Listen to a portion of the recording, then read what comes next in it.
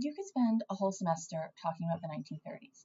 So much went on during this period, and we only get a week on it. So, probably the most defining event of the 1930s is the Great Depression. And that's symbolized on the slide by the middle image, which is probably the most famous image from the 1930s. It's of a woman with her children. And she's broke, she's been affected by the Great Depression, and she's just struggling to survive. So the Great Depression will affect all aspects of American life. There's just nobody who is not affected. We'll see the rise of the government with the Great Depression. Um, we'll see new government policies. We'll see new government agencies. Everyday aspects of life are just really affected by it. And there's a local aspect, Winter Smith Park, which you can see an image of it on the right bottom corner. The Winter Smith Park in Ada comes from the New Deal programs, particularly the CCC, the Civilian Conservation Corps. The CCC was a program to give young men a job, and they went around building roads, but they also went around making parks. And so in Ada, we have this gorgeous park because of the New Deal. So the Great Depression kind of defines the 1930s, but it's not the only thing. There are a couple other trends that I want to talk about very, very briefly. One is the continuation of racial violence. I briefly touched on the Scottsboro trial, which started in 1931. And this is the false accusation of 2 white girls that 9 black boys gang raped them. Wasn't true. The 1930s, because of the high poverty rate, is a period where racial violence is going to start picking up again, in a very marked way. It had never gone away in American history, but the 1930s will see an increase in terms of lynching or in terms of young men being falsely accused of various crimes and being put into jail. The 1930s is also the era where we start to see the movie industry coming into its own. This is the era where we start to see the first color films. We start to see big box films like never had been seen. And the image on the screen is that from Gone with the Wind, which was the #1 blockbuster of its day. And even adjusted for inflation, it was the #1 blockbuster in America until recently. So Hollywood is picking up in the 30s, and people's lives are starting to revolve around movies. Even if you have nothing, even if you are affected by the Great Depression, you'll find a way to scrape together a few pennies to go and see a movie. And that's quite literally all it was, a few pennies to go see a movie. Now, there were some major disasters in the 1930s that are going to actually affect the world we live in today. And one is the Hindenburg explosion in 1937. In the 1910s and 1920s, we have the air race, where people are trying to say, okay, what's the best way to have air travel? Now today, when we have air travel, it is through airplanes. In the 1920s and 1930s, most air travel was actually done by hot air balloons and dirigibles. And that's what people thought was the way of the future, hot air balloons and dirigibles. You had airplanes, but people thought they were more unsafe. They thought it was more cost effective to use a hot air balloon or dirigible. So buildings were literally developed to be ports for hot air balloons and dirigibles. So for example, the Chrysler Building, this one very famous building in New York City, was actually the tallest building in the world for a while. It was meant to be a docking station for dirigibles, for hot air balloons to come in and dock. But that ends in 1937 with the Hindenburg. The Hindenburg explosion, we're not fully sure what caused it, but as you can see from the image on the slide, it was disastrous and it killed most of those on board.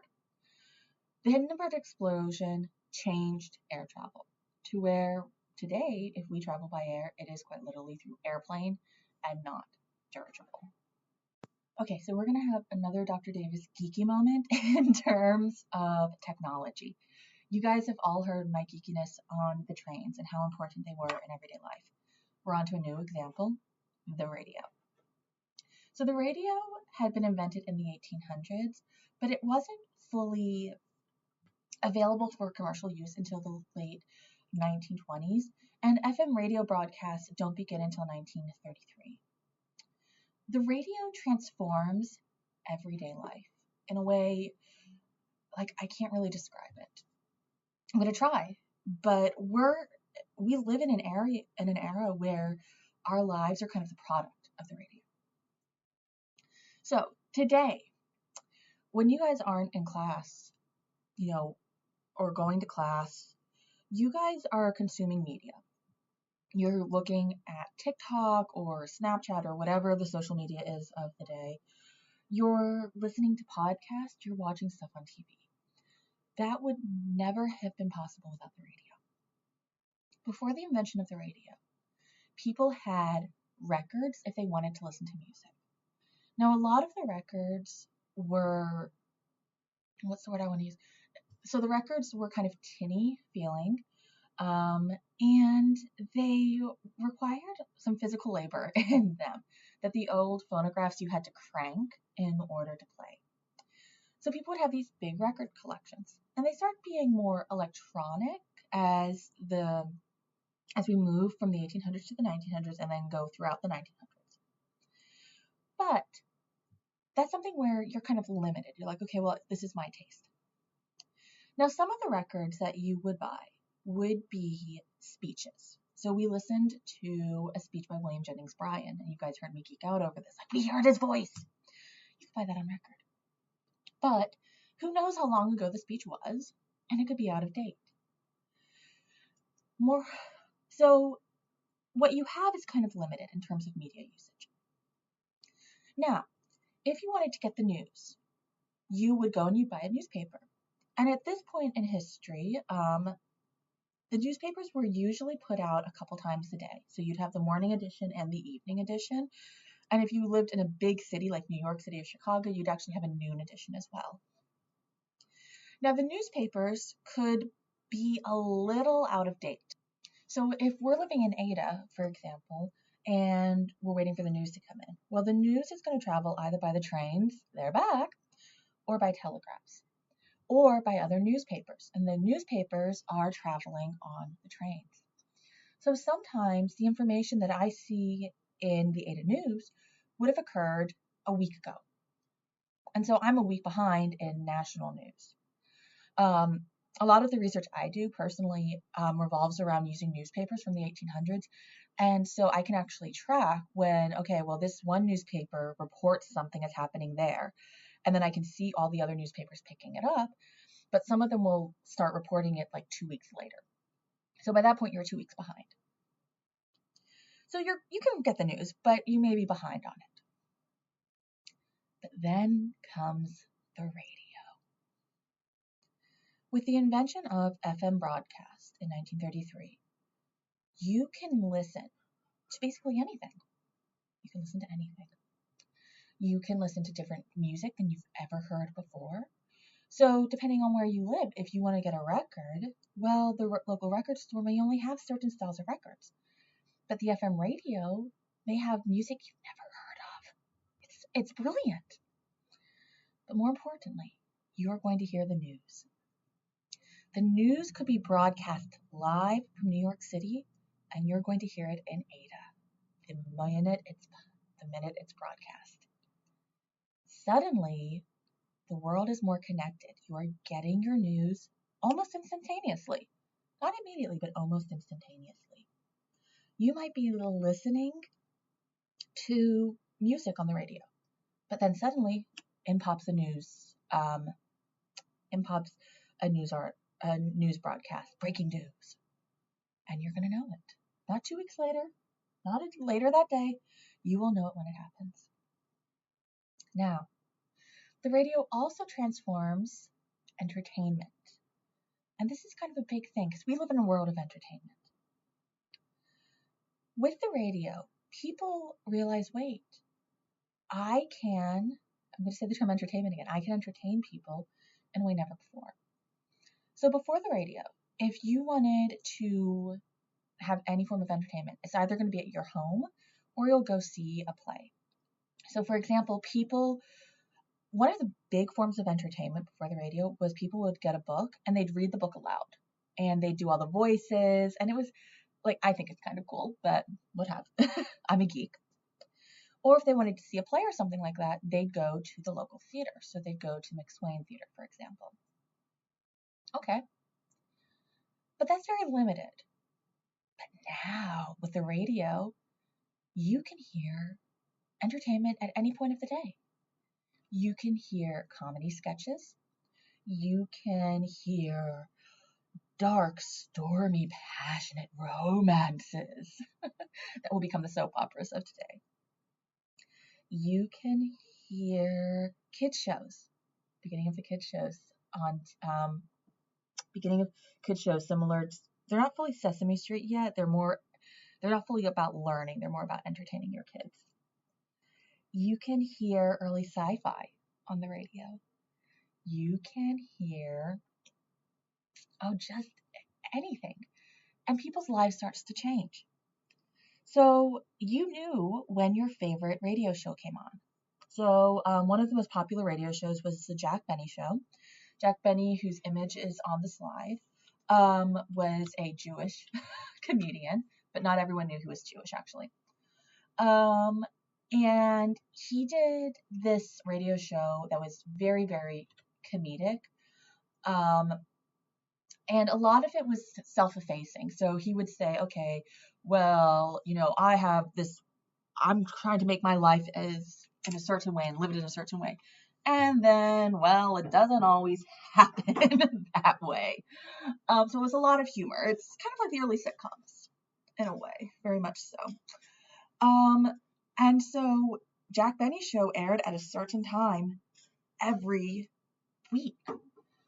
And so guess what? Your life is now, okay, I'm going to watch for the clock and I'm going to see when Jack Benny show is on because I need to listen to the next episode of the Jack Benny show. Or if you were into sci-fi and the early type of comics, a lot of the early comics were made into radio shows. So for example, one of the most popular radio shows was called The Shadow Knows.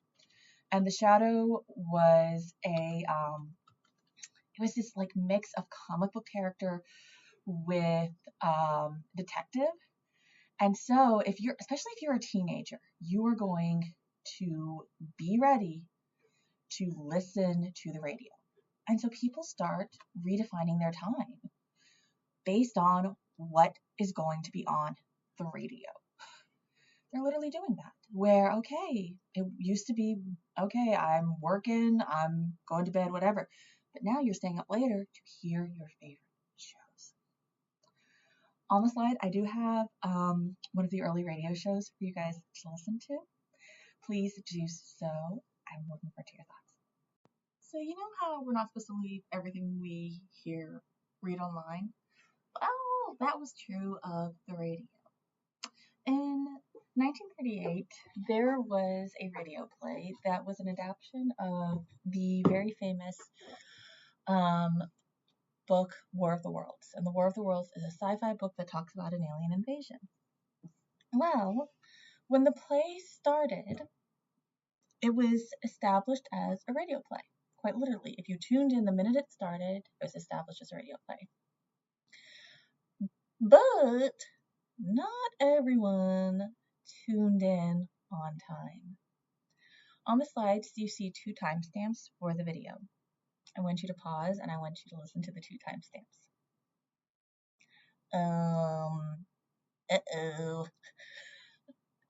People tuning in thought there had literally been an alien invasion. Now, the extent to which that happened, we don't know. There's a lot of misinformation and hyperbole that went on with it. But there was actually a panic because people had turned on the radio, had missed the part at the beginning of the play. And if you just push play and start the video at the beginning, you'll literally hear that it was a radio play. But people tuning in thought that they had heard an alien invasion, and there was widespread panic in the 1930s. So just like today, when you can't believe everything you hear on, sorry, that you read on social media or see online. You couldn't believe everything you heard on the